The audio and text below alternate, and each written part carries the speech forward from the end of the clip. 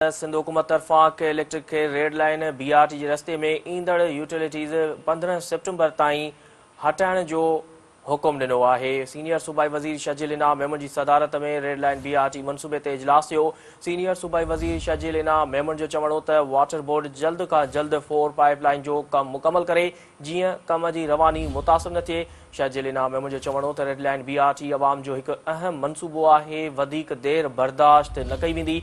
संदसि चवण हो त समूरा स्टेक होल्डर पाण में राब्तो ऐं सहकार वधाइनि ऐं मनसूबे ते बिना सुस्ती जे कम जारी रखनि। अवां खे अहम ख़बर खां आगाह करे रहिया आहियूं त सिंध हुकूमत तरफ़ां के इलेक्ट्रिक खे रेड लाइन BRT जे रस्ते में ईंदड़ यूटिलिटीज़ 15 सेप्टेम्बर ताईं हटाइण जो हुकुम ॾिनो वियो आहे। सीनियर सूबाई वज़ीर शजील इनाम मेमन जी सदारत में रेड लाइन BRT मनसूबे ते इजलास थियो।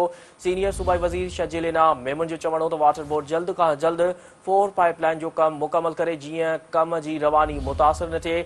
शजील इनाम मेमन जो चवण हो त रेड लाइन BRT अवाम जो हिकु अहम मनसूबो आहे, वधीक देर बर्दाश्त न कई वेंदी।